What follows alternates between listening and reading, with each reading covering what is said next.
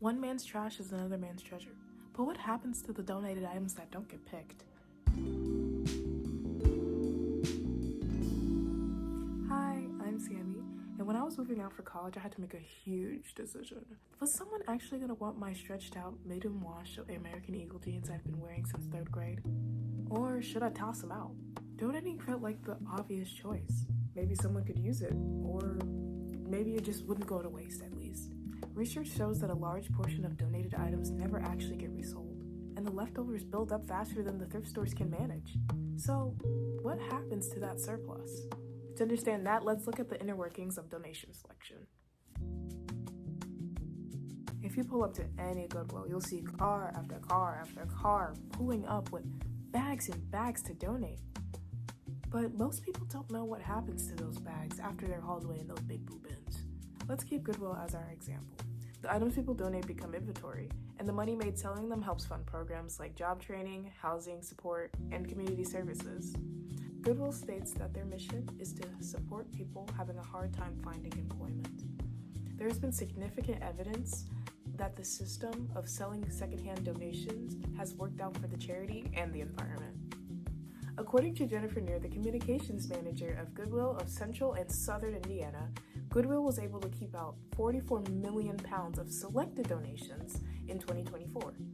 But the thing is, not everything sells. Whatever doesn't sell gets sent to the outlet stores, and whatever doesn't sell there is sent to the aftermarket system to get bundled and shipped globally. According to Sabine Weber in her article, The Afterlife, a large portion of these items are sent to locations in Africa.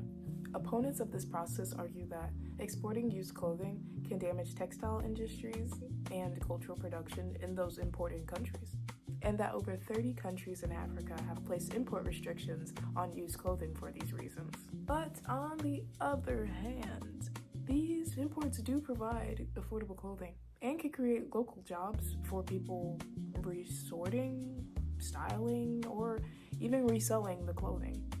Still, researchers point out that the sheer volume of clothing being produced and discarded has already overwhelmed these systems enough.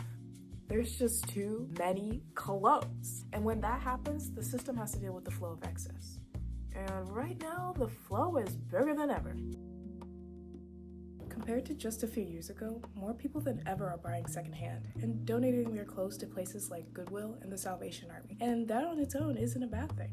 Thrifting has shifted from something people did for only affordability to something that's part of a culture. Fashion and sustainability journalist Emily Stolko explains that when thrifting, people are motivated for the uniqueness of an item, a renewed collective interest in things that feel personal and curated. When secondhand shopping first started to become something that the masses of people were adopting, there was this kind of like more is more era. We were, looking to pick up as much as we could for a great deal. And of course that still exists.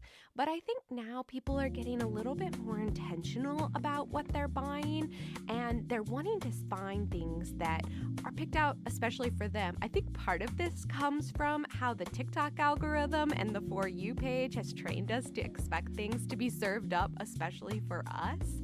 But with that more personalized algorithm, there's also been the rise of haul culture. Hey guys, I have a $200 worth of thrifting. $750 today. Let's do a haul. This little. I don't know which bag to start with because These types of videos turns buying into a kind of content. It's not about what you need, it's about what you can show. And that has changed the way we think about shopping. Buying more because it's cheap, trendy, or easy to justify. Here are some takes on the topic by people on TikTok. Buying a new piece of clothing every now and then because you want something new or something's gotten old, that is normal. Multiple hauls a year is not normal. It's about acquiring new pieces that you love over time. There is something fascinating and slightly dystopian about watching someone unpack 27 packages under a ring light while saying, I didn't need any of this, but... The haul culture has become the internet's favorite ritual of excess disguised as a content. On paper, a haul sounds harmless, a simple show and tell. But online, it's evolved into a genre, a strategy, and a mood. It lives in the same ecosystem as Get Ready With Me's and unboxings. the aesthetic of consumption as confession. And even when it's secondhand, it could start to mirror fast fashion habits. The same system that receives donations is also receiving the aftermath of constant consumption. And that means Goodwill isn't just processing donations from people that intend to give for fellow man. It's also processing the overflow of a culture that keeps buying and cycling through clothing faster than before. Research by Mital Peleg Mizrachi and Ori Sharon shows that this behavior often leads to people donating items they barely wore in the first place. And that's where the system starts to feel pressure. Because when everything keeps getting donated back into places like Goodwill, eventually there's more coming in than can realistically be resold.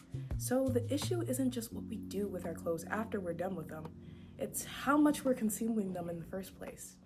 Even a system designed to reuse clothing can't even keep up. And instead of reducing waste, it often just redistributes it. They say one man's trash is another man's treasure, but sometimes trash is just trash, babe. Every day, thousands of donations are dropped off at Goodwill locations across the country, with some estimates being at least 5,000 donations daily. The nonprofit organization reports to have made over $7 billion in 2025. But alongside that, there has been a problem with being left with just trash. They had some stuff in some dark black bags and they be then pulled off, and sometimes it has trash in it. A broken shower head, broken candlestick. All items that came through Goodwill's donation center just this week. This is a bloated, about to explode bottle of hydrogen peroxide. These shoes have holes, literally holes in them, so it's not something useful for somebody in our community who needs a pair of shoes. Some potentially dangerous for the staff sorting. Broken open acidic batteries, broken mugs, it's stuff like this that ends up hurting us. In 2020 alone, Goodwill has disposed of 13 million pounds of unacceptable items, and that trash bill has came up to $1.2 billion. This is why Goodwill has strict donation guidelines posted on their websites and in store, with rules like generally used items should be cleaned beforehand and should not be stained or unfunctional or broken. Here are a few quick tips before you send your donation. Wash or dry clean any clothing and keep shoes together with a rubber band. Put clothing and household items in separate boxes. Wrap breakables in newspaper and place in boxes. Test electrical equipment and battery-powered items. Also, there are items that they won't accept, like hazardous materials, furniture, appliances, / large electronics, baby items, and other things like building materials, personal care products, and weapons. Note that this isn't a complete list, and it can vary by location. Feel free to reach out to your local Goodwill to ensure that your donation could be accepted at that location. Now, you might be screaming up the screen, Sammy, what about all this junk you told me I couldn't even donate?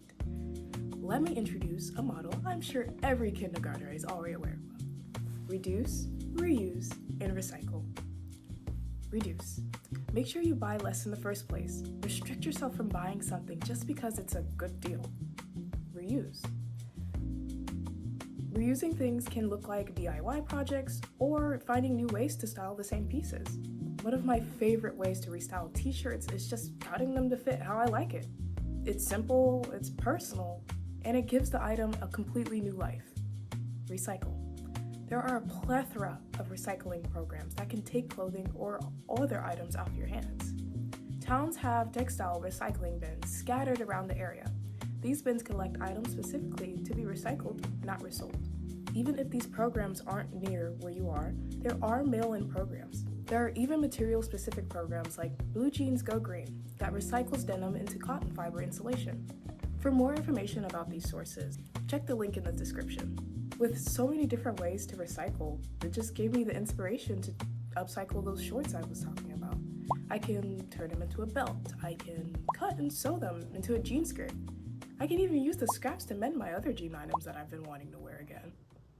If we keep treating secondhand clothing the same way we do fast fashion, buying more, discarding quickly, and relying on donations to fix it, then the system doesn't really change. So donate responsibly. Give items that are actually usable, not just unwanted. And find alternative ways to reuse or recycle undonatable items. Your local thrift store will thank you for it. This is Samii, signing out. Bye!